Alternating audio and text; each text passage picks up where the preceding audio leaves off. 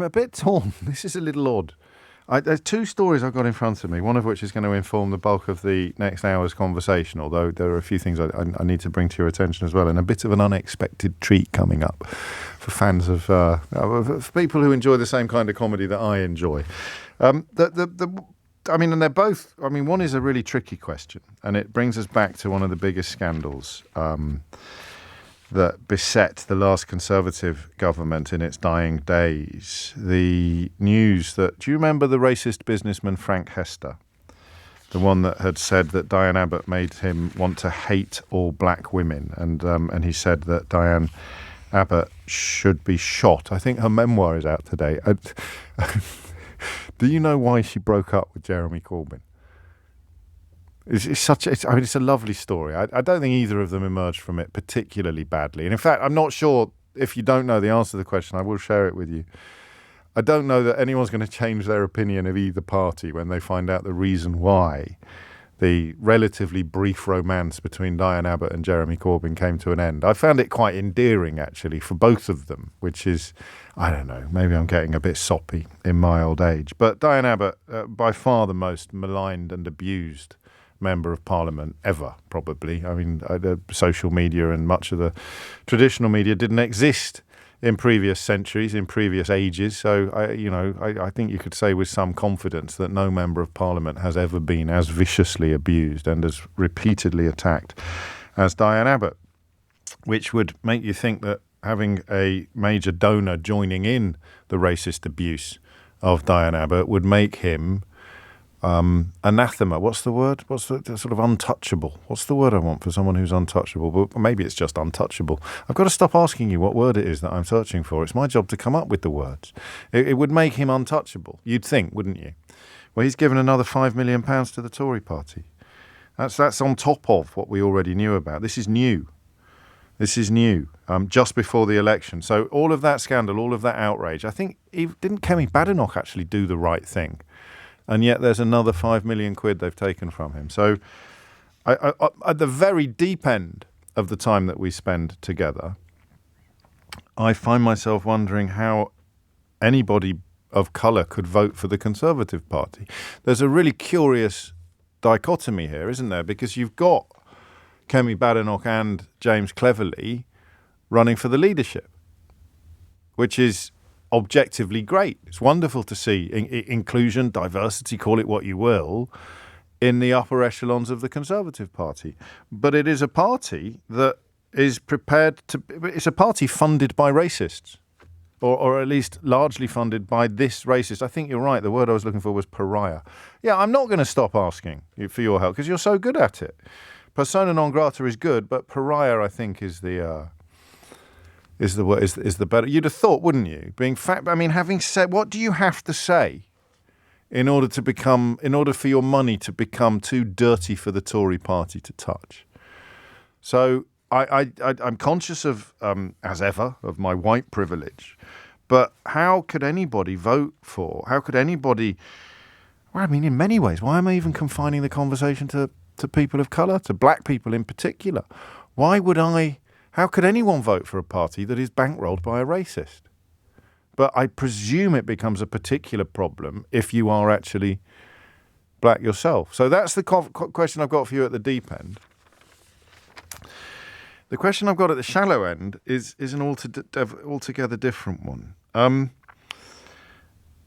There's a billionaire who has just gone to space. I don't know if you've seen this story. You must have seen this story. He has paid, I presume, a ton of money in order to go to space. And I don't really get it. I don't think, sometimes I start talking about something I thought I was interested in and I realise almost immediately that it's not as interesting as I thought it was. A question of if you were a billionaire, would you pay to go to space? It's not going to open up a brilliant phone in, is it? It's not going to open up unvisited, previously unsuspected avenues of interest and conversation. I don't think it is anyway. I just thought it was a remarkable story, and there's a little moral dimension to it as well. But I don't want to have another conversation about wealth distribution and the question of how much wealth is too much wealth. So we'll go back to this. How much wealth is? What would you spend your money on? Bankrolling the Tory Party or going on a spacewalk? Who'd have thought that there was actually a way of knitting these two stories together? I didn't think there was when I started talking about them 6 minutes ago, but there it is. I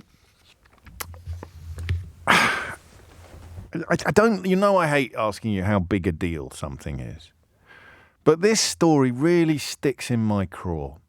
It has done since it broke. I remember thinking, and I don't like being wrong, although I'm now capable of admitting it in a way that I wasn't as a younger man. I thought that they would cut ties with him. I really did. I thought that the investigation was so comprehensive and the evidence so powerful that there was no earthly way Rishi Sunak's Conservative Party, or indeed anybody's Conservative Party, would have been able to sustain relations with a man who had engaged in such vile bigotry. Diane Abbott makes you, quote, want to hate all black women and should be shot. Should be shot. There was an attempted apology, which kind of denied any racism, so it wasn't worth the paper that it was printed on. And you presumed that this would be an act too far, that this would be a non-negotiable, didn't you? I did. Maybe I'm naive. Maybe you think I'm stupid. I just thought, what would be other examples where donors, I can't think off the top of my head, but how bad would an intervention from a donor, potential or actual, have to be for the party to say, sorry, we don't want your money anymore? And then it emerged that there was another £5 million in the pipeline, and they were going to keep it. And you sort of found yourself thinking, wow, they are. What words am I looking for? They are untroubled enough. They are comfortable enough with his racism to take his money. I don't know whether I'm misremembering what Kemi Badenoch did, because it wasn't long before she was dismissing the row as trivia. Someone calling for, I don't know whether she'd agree that someone calling for her to be shot because she's black would be trivia, but if, for the record, if that were to happen, I would be speaking about Kemi Badenoch in exactly the same terms that I'm talking about Diane Abbott today. If a Labour Party donor were found to have given money to the Labour Party while saying that Kemi Badenoch made him want to hate all black women and should be shot, and then a Labour politician popped up and said, oh, this is just trivia. Oh, good Lord. I know not what I'd do. There would be such things. I can't get my head around this kind of behaviour from politicians. So how can I just don't understand, because that £5 million that was in the pipeline came through, and then it was reported, I think yesterday, that they took another £5 million from him. So you've got the original 10, right, £1 million. You've got the 5 that was pending. I don't know if you get that on your online banking, and you have to don't look at the balance, look at the pending. Look at what the balance will be when the pendings come out. So you had £5 million pending, and they took that. And then it's emerged that they took another £5 million from him just before the election, from his company, Phoenix Partnership, which meant he gave the Tory Party £20 million in total, and they're keeping it all despite the fact that he engaged in some hideous racist and misogynistic abuse. So I return to that observation of a few moments ago when I don't like asking you how big a deal is this, for two reasons. It makes me sound lazy, and it doesn't usually prompt very interesting calls. The more laser-like the focus of my question is, the easier it is for you to ring in with brilliant contributions, because I've already done some of the work for you. The more broad you'd think, wouldn't you? If your job is to canvass phone calls, then the wider the goalposts, the easier your job becomes. But if you see your job as canvassing interesting contributions rather than just contributions, then actually the opposite is true. The more narrow the goalposts are, the more interesting your answers will be, because you've had to do some bloody thinking before you ring in. So that's why I don't like the question, how big a deal do you think this is? And I'm not going to ask it. I want to know how anyone can vote for the Conservative Party when they know that it's bankrolled by a racist. 0345 6060 973. I don't know that I want to go in on the ethnicity of Kemi Badenoch and James Cleverly first up. How can you run to lead a party that's bankrolled by a racist when you're black? He's not just a donor. He is arguably, well, he's not even arguably the biggest donor. He is the biggest donor. Did Rishi Sunak offer up a defence that if they didn't take his money, they wouldn't be able to fight the general election? Or I might be imagining that. The Conservative Party, in its current form, is bankrolled almost entirely by a massive racist, a man who has called for an MP to be shot dead because she is a black woman. This is what I mean about gaslighting. I mean, hear those words come out of my mouth. The Conservative Party, in its current form, is being bankrolled by a man who called for an MP, an elected serving member of Parliament, to be shot dead because she's a black woman. That's what he wanted to see. I don't think he was inciting, for the record. I don't think he was actually encouraging people to do it. He was merely sharing his dreams in the same way that Suella Braverman used to dream of. No, she did want that to happen. I don't think Frank Hester wanted Diane Abbott dead, but he said she should be shot, essentially for being black. She makes him want to hate all black women. I hate it when this happens.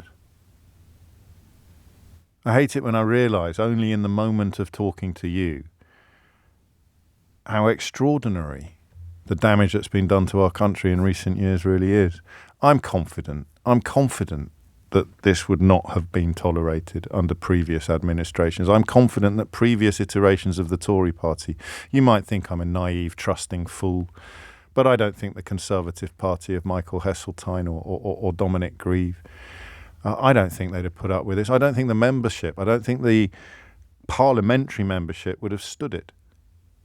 We cannot possibly take money from this man anymore. This is absolutely obscene racism. Racism in its purest, most hideous form. She makes me want to hate all black women. But they took the money, they kept the money, and just before the general election, they took £5 million more. So how can any person who cares about racism, but that, again, possibly casts the net too wide,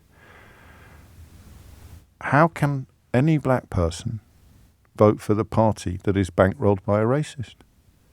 0345 6060 973. Manisha points out, James, from Harrow, this is not your usual light-hearted final hour of our week together. You're not wrong, actually. And that's why I was looking at the story about the billionaire floating through space. But this is hugely important. And I don't know. I sometimes bore myself with my constant references to how bent my own profession has become. How can this be allowed? How can we be even having a conversation about the party of opposition being bankrolled by a racist? Bankrolled by a racist. Police investigation is continuing. There's a woman in court today for carrying a banner which had pictures of coconuts on it alongside two prominent politicians. I could say no more about that because it is in magistrate's court today. Police investigation into a man who said that Diane Abbott should, get the words exactly right, Diane Abbott should be shot, and that she makes him want to hate all black women. Police investigation is continuing. Look, mate, I tell you what, I'd welcome if you've got a cold compress that you can apply to my furrowed brow and tell me why this is all a storm in a teacup and I shouldn't be worried about it at all. Perhaps you could explain Kemi Badenoch's thinking when she describes it as trivia, while insisting that the Conservative Party should not return the businessman's £10 million donation. She was the first to describe the comments as racist, but then said we should keep the money. So she's a really good example of what I'm describing. How can you stand to lead a party that's bankrolled by a racist, particularly perhaps if you're black? Hit the numbers now, you will get through. 0345 6060 973 is the number that you need. Laura in Renfrew makes a point that I don't often put on the programme because it's a little close to whataboutery. But can you imagine for a minute if this was the Labour Party? What the almost monopolistic print media, right-wing monopoly almost on print media, what they would be doing at the moment? Could you imagine if a Labour donor was found to have described Kemi Badenoch in these terms? Would he have been allowed to waltz away? Would he have been allowed to continue? Would they have continued to take his money? Hit the